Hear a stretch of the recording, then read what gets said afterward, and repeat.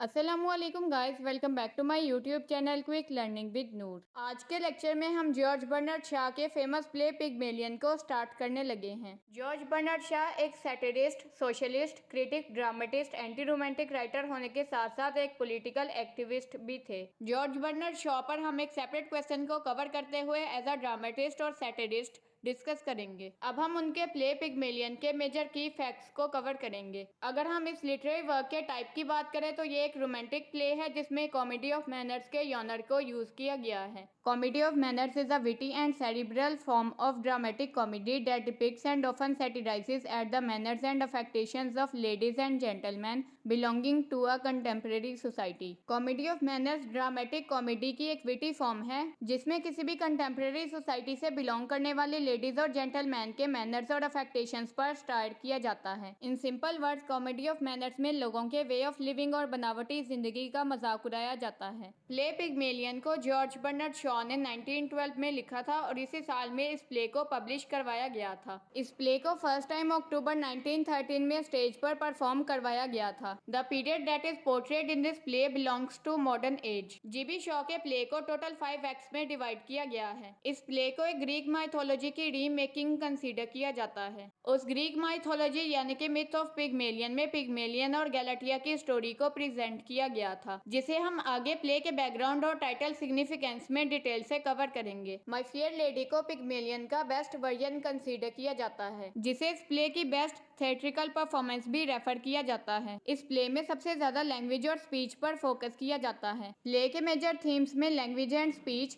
Physical appearance, identity, difference of social classes, myth of Pygmalion, transformation, social manners और vices of society शामिल हैं। Society की vices और hypocrisies को readers के सामने प्रेजेंट करने के लिए स्टायर के टूल को यूज किया जाता है। हर इंसान अपनी रियल आइडेंटिटी को खो चुका है और लोगों को सिर्फ उनके फिजिकल अपीयरेंस की बेसिस पर जज किया जाता है। पिग्मेलियन प्ले में ये दिखाया जाता है कि सिर्फ सोशल स्टेटस के चेंज होने से लोगों का बिहेवियर भी चेंज हो जाता है। जीबी शॉ के इस प्ले में ग्रीक माइथोलॉजी पिग्मेलियन का रेफरेंस भी दिया जाता है। सोशल स्टेटस के इंक्रीज होने से किसी भी इंडिविजुअल की पर्सनैलिटी में आने वाले चेंजेस और ट्रांसफॉर्मेशन को भी दिखाया जाता है। और क्योंकि जीबी शॉ एक सोशलिस्ट भी हैं, इसी वजह से इस प्ले में सोसाइटी की वाइसेस और हिपोक्रेसीज को भी हाईलाइट किया जाता है। जॉर्ज बर्नार्ड शॉ को एक एंटी रोमांटिक राइटर कंसीडर किया जाता है क्योंकि वो सोसाइटी की रियलिस्टिक पिक्चर को ऑडियंस के सामने प्रेजेंट करते हैं और उनके प्लेस में ज्यादातर रोमांटिक एलिमेंट्स नहीं पाए जाते। मगर क्योंकि ग्रीक माइथोलॉजी पिग्मेलियन में भी पिग्मेलियन और गैलाटिया की लव स्टोरी को प्रेजेंट किया गया था, इसी वजह से ग्रीक माइथोलॉजी पिग्मेलियन की रीमेकिंग में भी कुछ रोमांटिक एलिमेंट्स को ऑब्जर्व किया जा सकता है। अब हम ग्रीक माइथोलॉजी से लिए गए इस प्ले के टाइटल पिग्मेलियन की सिग्निफिकेंस को कवर करेंगे। ग्रीक माइथोलॉजी में पिग्मेलियन एक लव स्टोरी का प्रोटैगनिस्ट और मेन कैरेक्टर था, जो कि प्रोफेशन के एतबार से साइप्रस का किंग होने के साथ साथ एक स्कल्प्टर यानी कि मुजस्मा साज भी था। वो नहायत ही खूबसूरत और परफेक्ट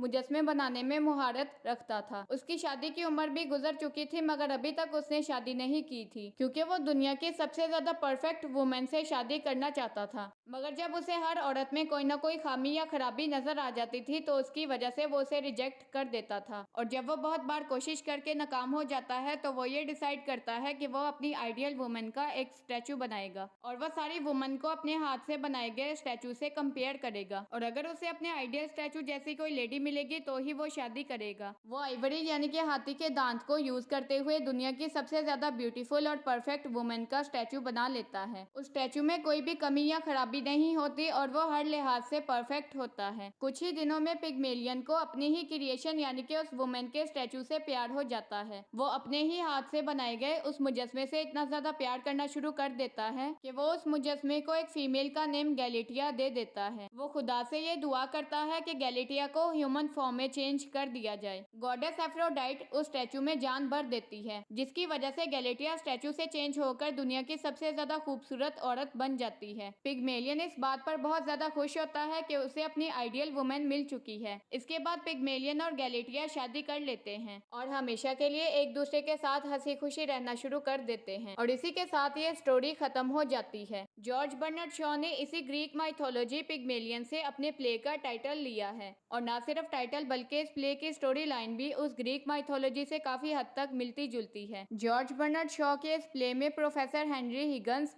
पिग्मेलियन का रोल प्ले करते हैं, जबकि एलाइजा डू लिटल उस फीमेल स्टैचू यानी कि गैलेटिया का रोल प्ले करती हुई दिखाई देती हैं। अब आप लोगों के माइंड में एक क्वेश्चन रेस हो रहा होगा कि इन दोनों स्टोरीज में क्या डिफरेंस है। अगर दोनों स्टोरीज के दरमियान सबसे मेजर डिफरेंस को नोटिस किया जाए तो पिग्मेलियन खुद अपनी क्रिएशन गैलेटिया से प्यार करना शुरू कर देता है, मगर प्रोफेसर हेनरी हिगन्स के दिल में एलाइजा डू लिटल के लिए ऐसी कोई भी फीलिंग्स नहीं होती। प्यार करना तो बहुत दूर की बात, professor Henry Higgins Eliza Doolittle का ख्याल भी नहीं रखते, जिसकी वजह से इन दोनों के रिलेशनशिप में बहुत ज्यादा तनाव पाया जाता है। पिग्मेलियन खूबसूरती के एतबार से गैलेटिया को जज या पसंद करता है, मगर प्रोफेसर हेनरी हिगन्स लैंग्वेज के एतबार से एलाइजा डू लिटल को जज करता है। जॉर्ज बर्नार्ड शॉ के प्ले पिग्मेलियन के टाइटल की सिग्निफिकेंस भी मोस्ट इंपॉर्टेंट क्वेश्चंस में से एक है। तो इस क्वेश्चन को अच्छे से अंडरस्टैंड करना, ताकि अगर ये क्वेश्चन आपके एग्जाम में आ जाए तो आप इसे इजीली कवर कर सके। आज के लेक्चर में हमने इस प्ले के मेजर की फैक्ट्स, बैकग्राउंड और टाइटल सिग्निफिकेंस को कवर कर लिया है। That's all for today. Thank you so much for watching this video.